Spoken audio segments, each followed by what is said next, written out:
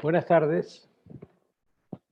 Es un placer y un honor para la Universidad Ditellianas dar continuidad a un ciclo que comenzamos en la primera parte de este año, en lo que denominamos Conversaciones Ditellianas, y que tenía por propósito organizar una serie de charlas, conferencias, encuentros en torno a la pandemia y la economía, la salud, la pandemia y el género, la pandemia y el derecho, la pandemia y las relaciones internacionales.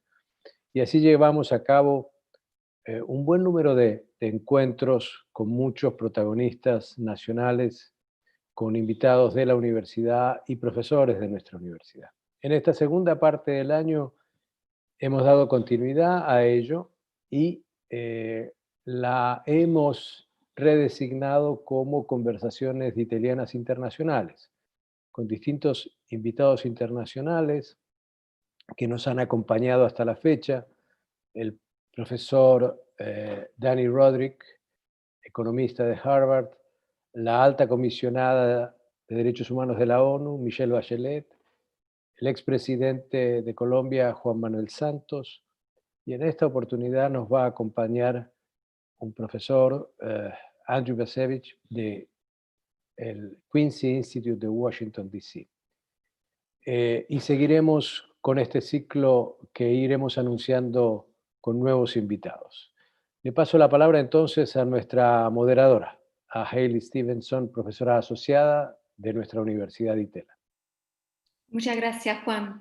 Bueno, es un gran gusto presentar a profesor Andrew Bacevich. Profesor Bacevich es profesor emérito en Historia y Relaciones Internacionales en la Universidad de Boston y cofundador y presidente actual del Quincy Institute for Responsible Statecraft. El profesor Bacevich tiene un doctorado en la historia diplomática americana de la Universidad de Princeton y antes trabajaba en el ejército estadounidense durante unos 25 años antes de convertirse en académico. Profesor Bacevich es el autor de muchos libros sobre la seguridad y la política exterior de estadounidenses, todos los libros con un título bien provocativo, incluso el nuevo libro publicado este año con el título The Age of Illusions, How America Squandered Its Cold War Victory. Hoy, esta noche, profesor Bacevich nos hablará sobre el tema de Estados Unidos en el escenario global pospandemia y va a hablar durante unos 20-25 minutos. Después vamos a abrir para una discusión. Pueden mandarnos sus preguntas en inglés o castellano y yo voy a pasar las preguntas al profesor Bacevich en inglés. Andrew, it's a pleasure to pass the floor to you, and we look forward to your presentation. Thank you very much. I'm told that I cannot turn on my camera. That my you host... can turn it on now. Sorry for that confusion. You can turn it on now. I keep hitting start and it says, you can't start your video because the host has stopped it. Rodrigo o Federico, ¿pueden solucionar ese tema para que... Yes, try again, please. There we go. Okay. Here we go. Okay. So, well, first of all, thank you for the invitation to join you. Thank you for the kind introduction. Professor Stevenson mentioned that my last book was called The Age of Illusions, and in many respects, the brief presentation that I'm going to make this afternoon is going to reprise the basic argument of that book, which I hope will set the stage for a discussion. We're going to end up in this short talk with bringing us up to the eve of this American presidential election. And I suspect that in the questions and answers, we'll want to talk a little bit about the prospects of what may happen in my country after November 3rd. But let me begin. It's my speculation that historians in the future historians of the United States at least, are going to refer to the period from 1989 to 2016 as the age of US global hegemony. Or perhaps, and more accurately, they may refer to it as the age when US global hegemony seemed plausible. This is an age that began with the fall of the Berlin Wall, the end of the Cold War, the collapse of the Soviet Empire, of the Soviet Union itself, and the end of communism as a threat, if you would, to democratic capitalism. Those events left the United States as the sole superpower. Now, that's not a phrase that I'm fond of, but it is a phrase that was in very common usage, particularly in the early part of the 1990s. Members of the foreign policy elite, that would be officials, former officials, members of think tanks, some policy-oriented scholars, journalists covering national affairs. Members of this policy elite assumed that the United States would remain the sole superpower in perpetuity. This turned out to be a deeply flawed assumption. The United States did indeed have great advantages once the Cold War ended, but it's my conviction that the United States rather quickly squandered those advantages. It did so for a number of reasons, but I think the most important reason of all was a misuse of American military power. In the wake of the Cold War, the policy elite, members of the policy elite came to the conclusion that military power was our strong suit. They came to the conclusion that the purpose of military power was not simply to defend our country and its vital interests. It was not to deter, it was not to contain, as had been the strategy during the Cold War. Rather, the purpose of military power was to bring about change in the international order that policymakers assumed would be favorable to the United States. Now, why did they come to this conclusion? I think in many respects, they came to this conclusion because of the way they interpreted the results of the Persian Gulf War of 1990-1991, so-called Operation Desert Storm. You'll recall that that was the war that occurred to turn back Iraq when it had invaded and annexed Kuwait. Observers at the time in the United States interpreted that event, Operation Desert Storm, as a victory of unprecedented proportions, a victory that seemed to show, in the eyes of many, that the United States military could not be defeated, could not be stopped, and that therefore the United States military could be put to use to advance US policy interests, large and small.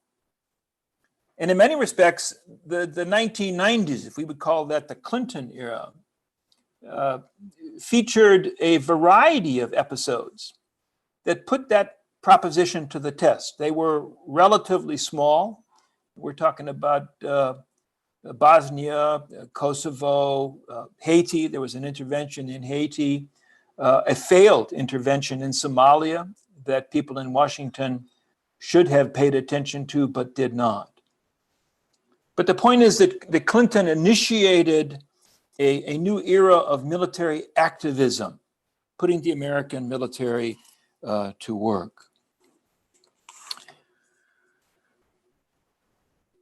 It didn't work. And the first sign that it didn't work, well, not the first sign, but the most significant sign that it didn't work occurred on 9/11, when this national security apparatus fundamentally failed in its primary responsibility of defending the United States of America, and when the events of 9/11 then quickly gave way to the so-called global war on terrorism. We don't call it that anymore. It doesn't have a name. In my country, we now make references to endless war or forever wars, referring in particular, I think, to the two biggest campaigns, the one in Iraq that then spilled over into Syria, but also the one in Afghanistan that continues down to the present moment, almost reaching 2 decades.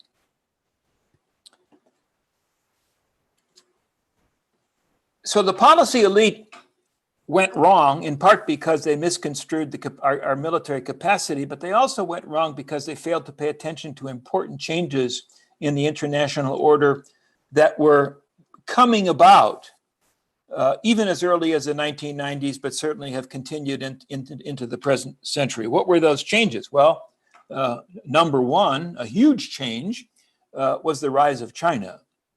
China emerging as an economic superpower, emerging as a serious military power, and certainly challenging the notion that in the global order there was one sole superpower.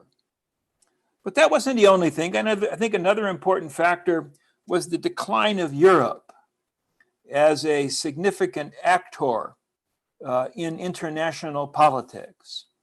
When I was a young man growing up back in the 1950s, it was taken for granted that, yes, of course, the United States at that time was a great military power, but Americans also looked to Europe, to Great Britain, to France, to then West Germany, to play a significant role as a partner of the United States in maintaining stability and peace. My own evaluation is, since the end of the Cold War, that expectation simply is no longer pertinent. It would be wrong to say that Europe has disengaged from international politics, but I think it'd be very accurate to say that Europe's capacity to act in international politics is nowhere near what it was 50, 60, or 70 years ago. And then there was a third relevant factor, and that is the emergence of climate change as in my judgment, emerging as the chief determinant of international politics from this time forward. In the United States, climate change is politically a deeply divisive issue. There's certainly substantial numbers of my countrymen who recognize that climate change is a serious problem and requires a serious response. There are also a considerable number of my fellow citizens who think that climate change is simply a hoax. It doesn't exist. It's some kind of a conspiracy to deprive Americans of their freedom and limit their way of life.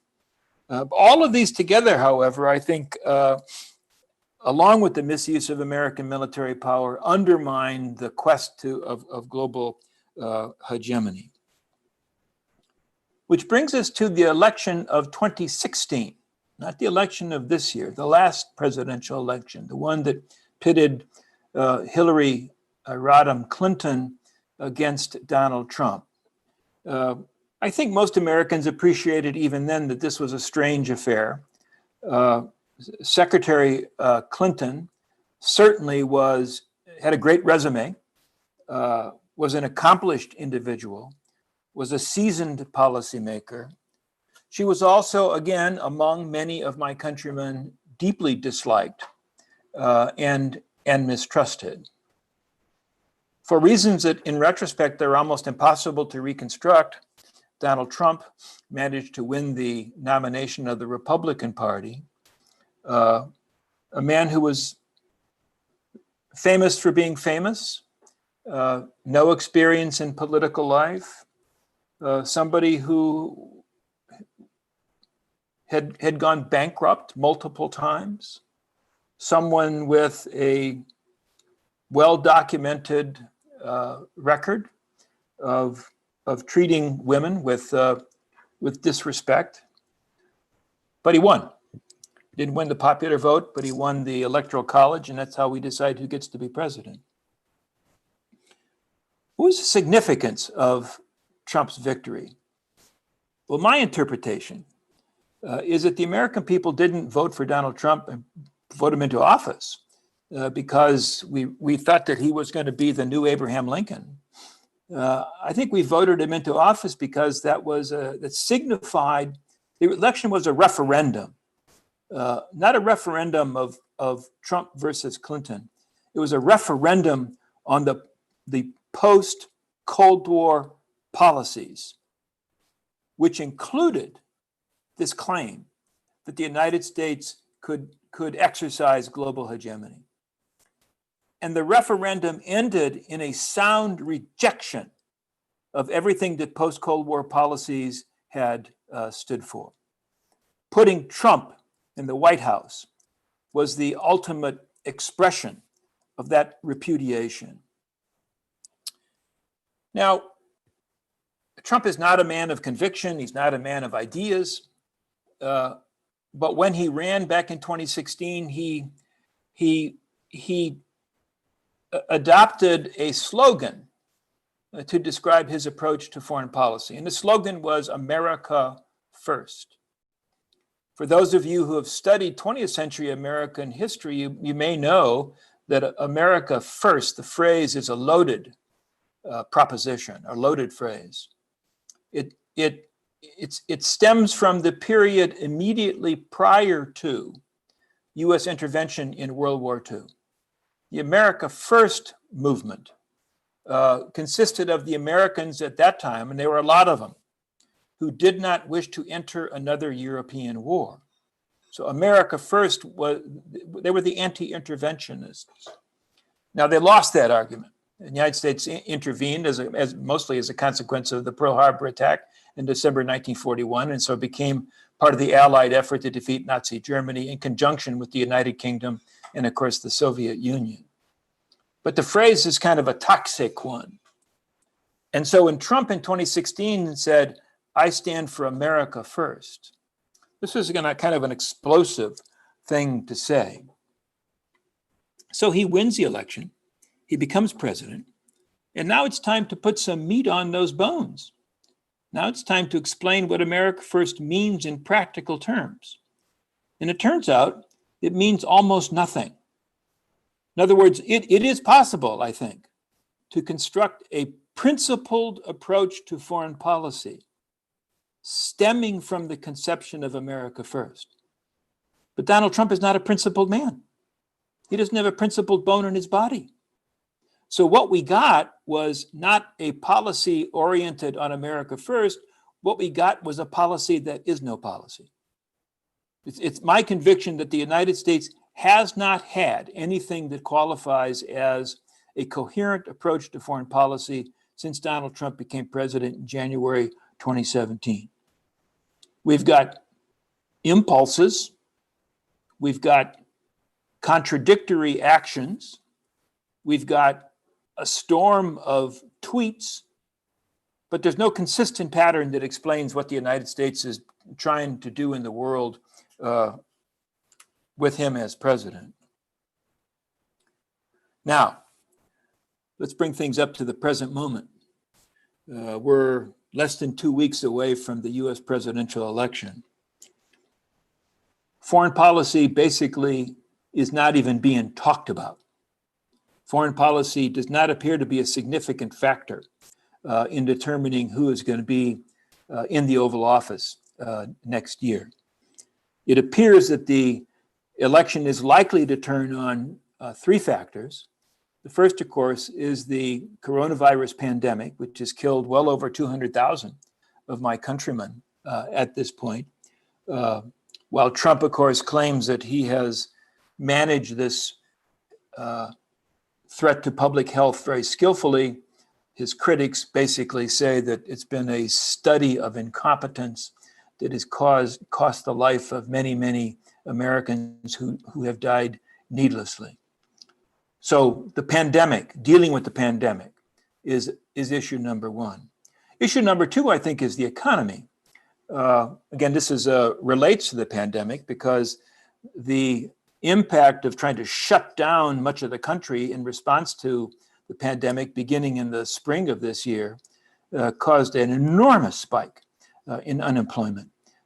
Millions of businesses failing, and incredible economic devastation. There's been some recovery in recent weeks, recent months, but the American economy still is in very bad shape. And one of the things that I think will determine the outcome is whether who do Americans have more confidence in the ability to restore prosperity? Is it Trump or is it Vice President Biden, his opponent? And then the last thing on the agenda is Trump himself.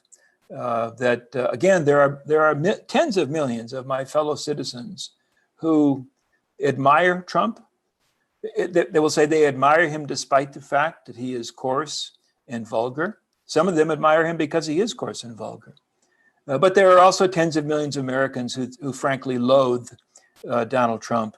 And for those, getting Trump out of office is probably the primary motivation for why they are going to go to the polls.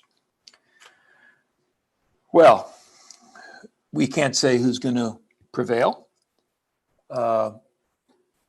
Most of the polls indicate that Biden has a fairly substantial lead. But of course, 4 years ago, most of the polls said that Hillary Clinton was going to win. So one should not assume anything.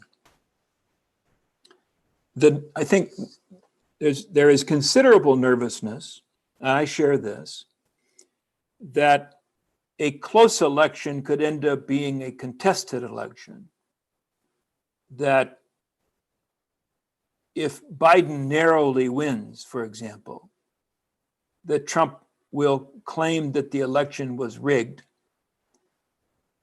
will refuse to recognize the outcome, and will insist on staying in office beyond January 20th.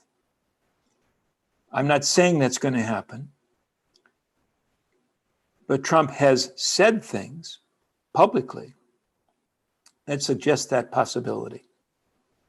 Should that occur, my country will experience a constitutional crisis beyond anything that Americans have ever imagined.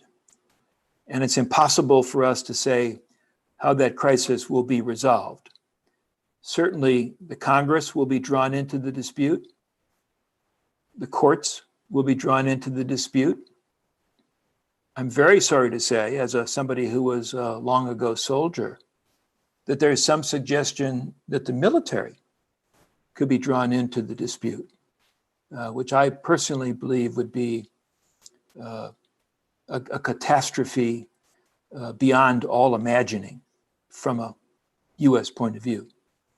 And I recognize that Argentina has had its experience, unhappy experience, I think, with the military in politics. So there's nervousness about how this is going to play out. But let us assume, and I hope the assumption is correct, that there will be that either Trump will win, and we'll have 4 more years of Trump, or that Biden will win a significantly decisive victory, that Trump will acknowledge that and allow a peaceful transfer of power in January to occur.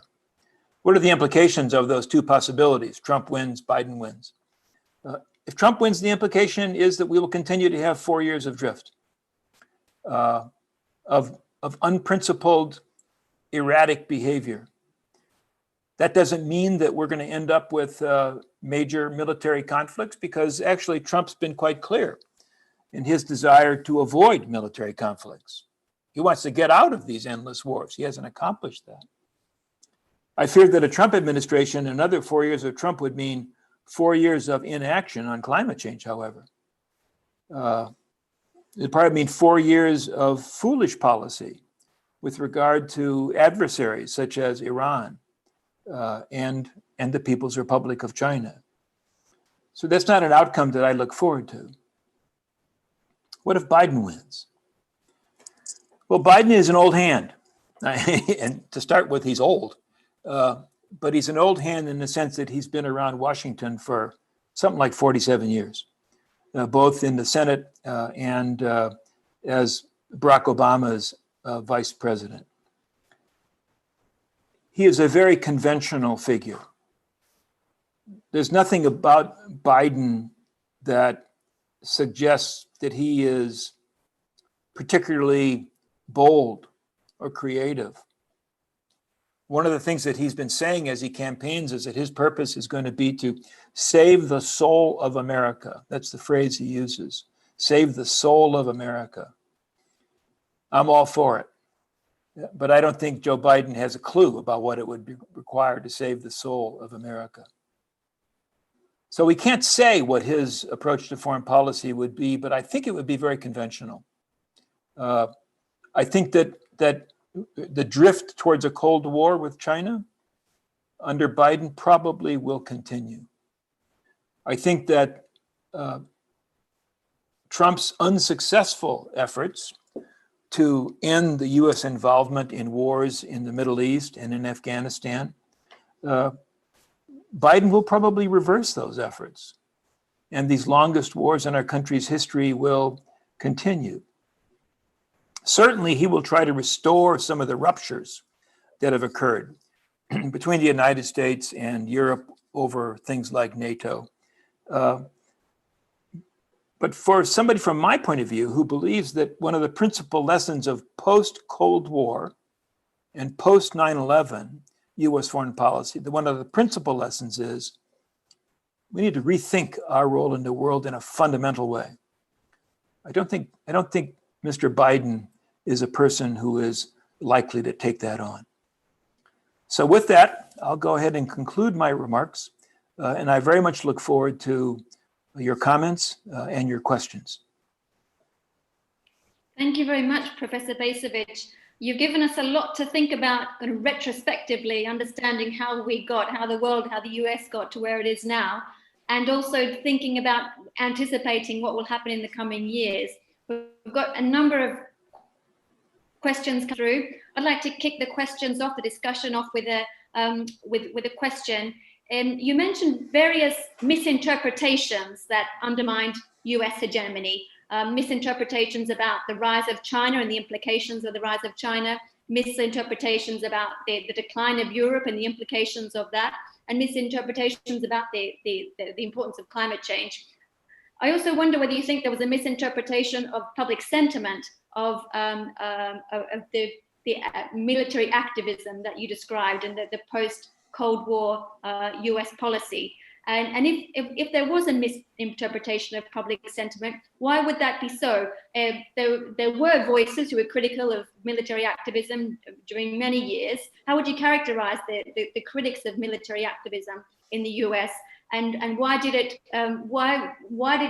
culminate that in the election of Donald Trump before those kind of voices were given more prominence in debate?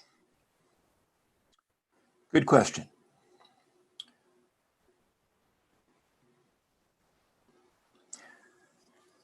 I have to talk a little bit about the relationship between the military and society in the United States.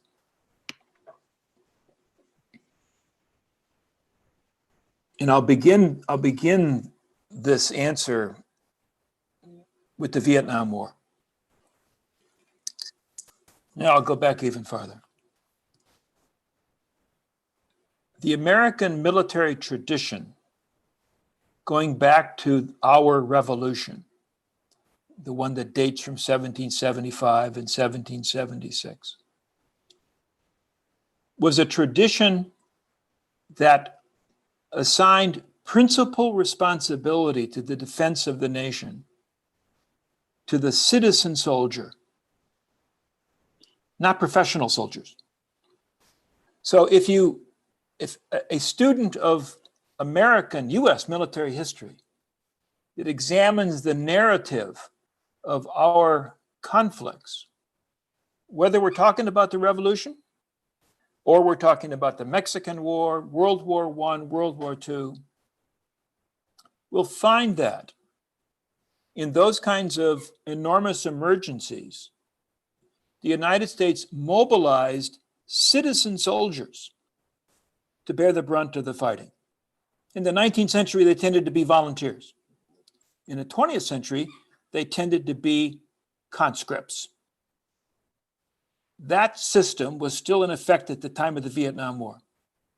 The Vietnam War was an exercise in madness and folly. And the Vietnam War destroyed the tradition of the citizen soldier. In its place, this is under President Richard Nixon, in its place, we substituted what we call the all-volunteer force. It's a little bit of a misnomer. It's a professional military.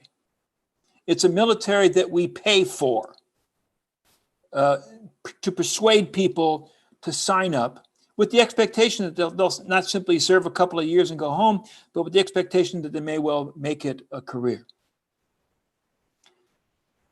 Now, for a period of time, particularly in the 1980s and the 1990s, this reliance on an all-volunteer army seemed like a real good deal for everybody. The military itself, the members of the national security elite, liked to have a professional military that would go do what it was told to do without dragging its feet and protesting. And of course, the 18-year-olds in America and their parents liked the all-volunteer force because they didn't have to worry about getting drafted. If we so the all-volunteer force was very popular. And in my country, the slogan came to be support the troops. Everybody supports the troops.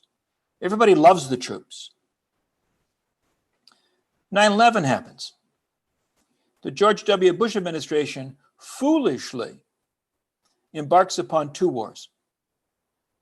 First, Afghanistan, and then before Afghanistan was safely concluded, Iraq. Both of these wars went badly. Neither one ended up in the quick, decisive victory that the architects of the wars expected. Both wars became long wars.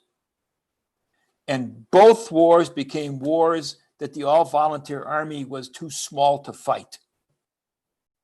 But the contract that had been forged after Vietnam, the contract that said to the American citizen, you can serve in the military if you want to, and if you don't want to, that's okay too. That contract was sacrosanct. So the point is, during the period when policymakers had embarked upon this enormously ambitious program to establish American hegemony in the greater Middle East, a program called the Greater War on Terrorism, policymakers found that they did not have the wherewithal to make good on that. Everybody still said they supported the troops. Everybody said we have the best military on the planet, and we probably do.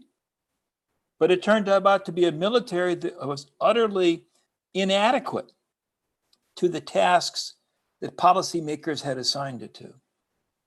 And down to the present moment, in 2020, I think there is still an enormous unwillingness in Washington to recognize the gap between our ambitions to exercise global leadership and rely on military power, the gap between that and the actual capacity of the United States military to manage the missions that it's being assigned. Now, we try to paper that over. People try to paper that over by saying that technology is the answer. You know, more precision weapons, more computers, etc. But when we look at the actual experience of the Afghanistan war and the Iraq war, that experience says that precision weapons, computers, speed, ain't necessarily the answer to every type of conflict. So there is this enormous gap, I think, unrecognized gap between aspirations and capacity And we have a deeply defective military system today that almost nobody in my country is willing even to acknowledge, much less propose doing anything about.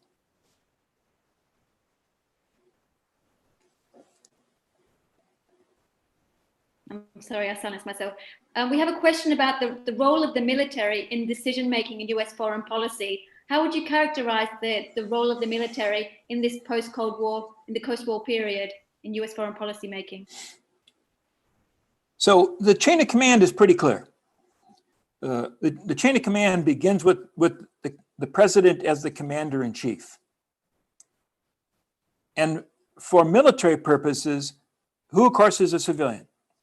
For military purposes, his immediate subordinate, number two in the chain of command, is the Secretary of Defense, who almost always, General Mattis was an exception, who almost always is a civilian. This is important because the civilian character of the commander-in-chief and the civilian character of the Secretary of Defense makes the point that the civilians are actually in charge, not the generals. Now, we have something called the Joint Chiefs of Staff that are the senior-most uniformed people, the senior-most military professionals.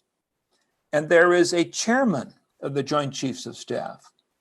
The chairman is the principal military advisor to the president and to the Secretary of Defense, but he is an advisor.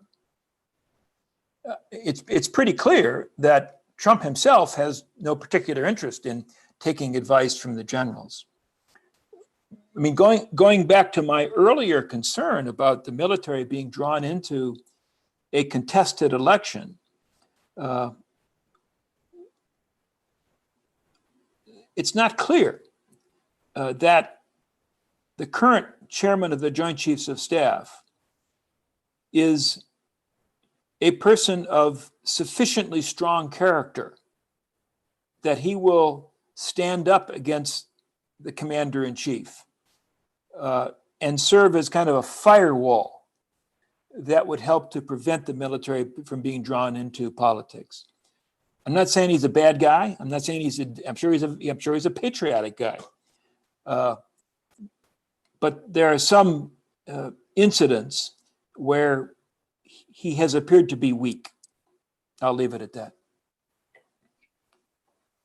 Another question. Since the end of the Iraq War, it looks like perpetual wars will be perpetual either with Biden or with Trump. Do you see a domestic coalition or political forces that could change this destiny in the United States? I do. Although I think it's embryonic at this point. So the Democratic Party, we're vastly oversimplifying now. The Democratic Party consists of sort of a moderate liberal wing and a progressive wing that is more left-leaning. It's my view that the progressives are quite skeptical of this assertion of military hegemony, that they are wary of interventionism. They've been quite articulate in wanting to see substantial cuts in defense spending in order, for example, to invest more in what they call the Green New Deal, the effort to address climate change. So there's a tension within the Democratic Party on that regard. But Biden is very much a moderate Democrat. And that's why I don't think there's going to be much change if he wins. Among conservatives, and that's where I am, I'm a conservative. Among conservatives, of course, most conservatives identify with the Republican Party. Republican Party is totally gung-ho on militarism. They want to spend more, give the Pentagon more money year after year.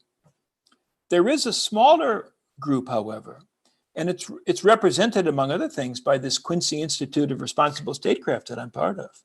There are conservatives who are skeptics about interventionism, who want to see the United States pursue a more restrained approach to policy, not isolationism, but engagement that emphasizes diplomacy and classifies force as a last resort.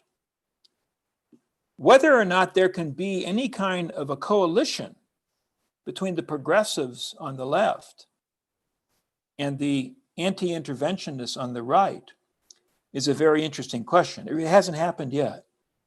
And to emphasize at any rate, today, that's the minority opinion. And I mean, not necessarily minority opinion out, where people live in Kansas or Texas, but it's the minority opinion in Washington, where most Democrats and most Republicans are still committed to the proposition that American global leadership must express itself in through military power and military action.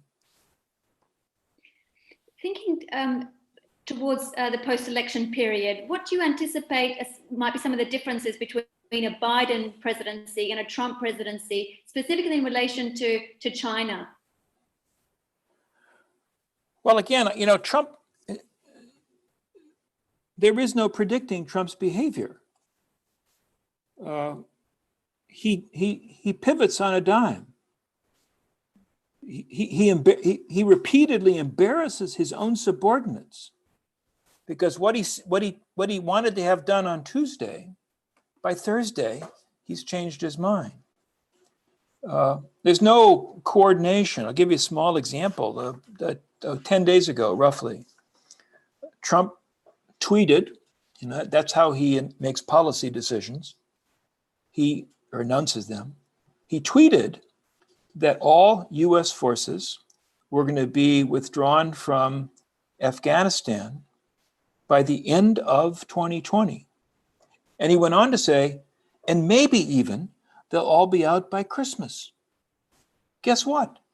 He hadn't told the Pentagon. There's no plan. Nothing had been set in place to make this happen. And it's not going to happen. I mean, it's probably logistically impossible for it to happen. But I think this is his modus operandi. So it's very difficult to predict what he's going to do. He does seem to have this belief in his own capacity to, I guess the word would be charm. That he can get together with a leader from the PRC, and the two of them can sit down and cut a deal, or that he can sit down with President Putin of Russia. I don't think there's any evidence that his interlocutors are charmed, but he's persuaded. Remember his famous best-selling book, The Art of the Deal. He thinks that he is the master of the art of the deal. So that makes me very hesitant to say, well, I think this is what a Trump administration is going to look like.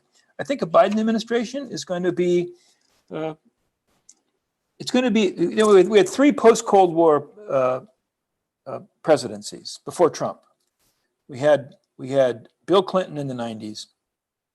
We had George W. Bush in basically the first decade of the 21st century, and then we had Barack Obama. They differ from one another in many, many, many ways. But I think that between the 3 of them, there is a pattern of behavior on foreign policy. And I think it's described as a pursuit of global hegemony relying on military means. My guess is Biden will return to some form of that. Now, it has to be a somewhat different form because changes happen with regard to China, with regard to climate change, with regard to Russia, with regard to the Middle East. But what we know of the people who are Biden's principal foreign policy advisors, what we know is they all worked for previous administrations. They're not crazies from the fringes of American politics. So I think I wrote something the other day, and I said, if you liked U.S. foreign policy before Trump, you're probably going to like Biden. Again, my view is that Trump is a disaster, but US foreign policy before Trump was deeply defective. So what we need is very substantial change. I'll be delighted if Biden turns out to be an agent of that kind of change, but I'll also be pretty surprised. We have a few questions about the economy, but before we turn to the theme of the economy, I just want to ask you a question about relations with Latin America, understanding what you say about the complete unpredictability of relations, foreign relations under Donald Trump. But what do you anticipate in the coming years between relations between Latin America and the United States? Well, my overall interpretation, as somebody who once was a U.S. diplomatic historian, my overall interpretation of U.S. Latin American relations is that every once in a while, the United States discovers that Latin America exists and pays some attention to it. But most of the time, we ignore Latin America not ignore, but I mean, do not consider it anything like a national security or foreign policy priority. And we can identify the times when Latin America mattered. In response to the Cuban Revolution would be a good example. In response to the Mexican Revolution in the early part of the 20th century would be an example. In response to the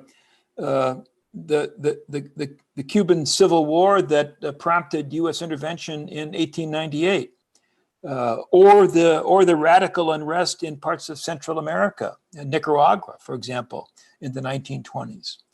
So Washington discovers Latin America and gets all excited and tries to do something. It seems to me that at the present moment, there are two Latin America related items that are on the U.S. agenda, but they're down there at the second tier. They're not first tier. One of them is Venezuela, and the ongoing crisis there, about which I don't think any American policymaker knows what to do. It's funny, if that had occurred back in the 1990s, we probably would have sent the U.S. Army in by now to sort things out. But because of the failures of the Iraq War and the Afghanistan War, there's more hesitation now to intervene. And the other big issue that relates to Latin America is immigration, and the undocumented people who, for years now, have come or have wanted to come to the United States in large numbers. Trump's, of course, that's one issue where he is very clear. Build a wall, keep them out, and his administration has been very cruel. I imagine that a Biden administration will be less cruel, but I have to say, I think that the question of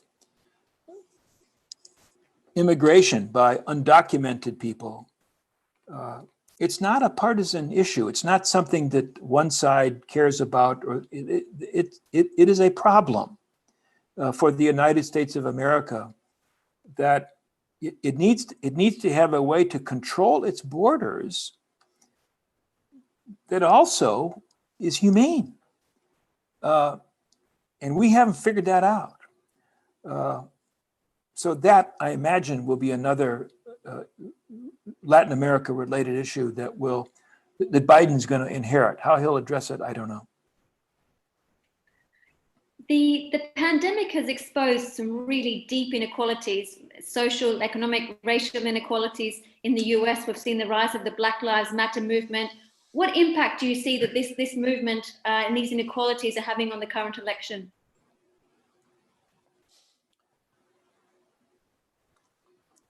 Well, my guess, and it's only a guess, is that that package of things that you just mentioned is helping to mobilize the anti-Trump vote. And it's an anti-Trump vote, not a pro-Biden vote. You know, Biden does not inspire enthusiasm among liberals. He doesn't inspire any enthusiasm among progressives, meaning people who are further to the left. They were all excited about Bernie Sanders or Pete Buttigieg, the former mayor of South Bend, Indiana. So people aren't excited about Biden. But to the extent that inequality has come to be a major concern in my country, and it has, I think the expectations are that Biden would be more likely to address that. Well, for sure, he'd be more likely to address that than Trump. All of that said, and I'm not an economist, but it seems to me that there are structural reasons for this enormous inequality that exists in the United States today. Certainly, a major cause is the evolution of finance capitalism in the last part of the 20th century and the first part of the 21st century. But it's not as if that there's going to be some waving of a magic wand and we're going to be able to restore some semblance of equality.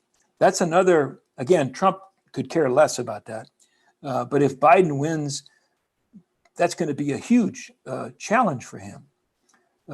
Certainly progressives are going to expect him to make a serious effort to tackle inequality. But I think making it happen is going to be challenging. A question we have here, looking forward to the next set of elections in 2024, is there anyone that you see on the horizon? Is there anyone in particular that you would like to see run for presidency or win the presidency in 2024? Well, it's way too soon to tell. I don't know, but I would say this, that my candidate, the one I really hoped would win the Democratic nomination, because I've met her and she is very impressive. And that's my senator in Massachusetts, Elizabeth Warren. She would be a fantastic president, but she's also over 70. I think she's like 72. So if we fast forward another 4 years, she's going to be in her late 70s. And I think it is a tough, demanding job. And I think we probably need some younger people. There are younger politicians. I don't think I can say, well, him or her or whatever. But I hope we do a better job of producing nominees than we did this time. You mentioned Elizabeth Warren's age as perhaps a factor that's not in her favor. What about her gender? Do you think that in the next set of elections that the US electorate is more favorable? Maybe I'm naive, but I think we're past that now. Even though Clinton lost, the fact that she ran as a major candidate, that was breaking a so-called glass ceiling in an important way. And Obama was the first person of color. So I really think I'm not suggesting that the United States does not have a racism problem. God knows we do. But I think in terms of disqualifiers, we're past all that. Biden is a Catholic. When Kennedy ran as the first Catholic back in 1960, man, that was something everybody talked about. Nobody cares that Biden's a Catholic. It's become inconsequential. So I don't think those kind of signifiers matter in American politics that much anymore. But maybe I'm wrong. Even Mayor Pete is gay.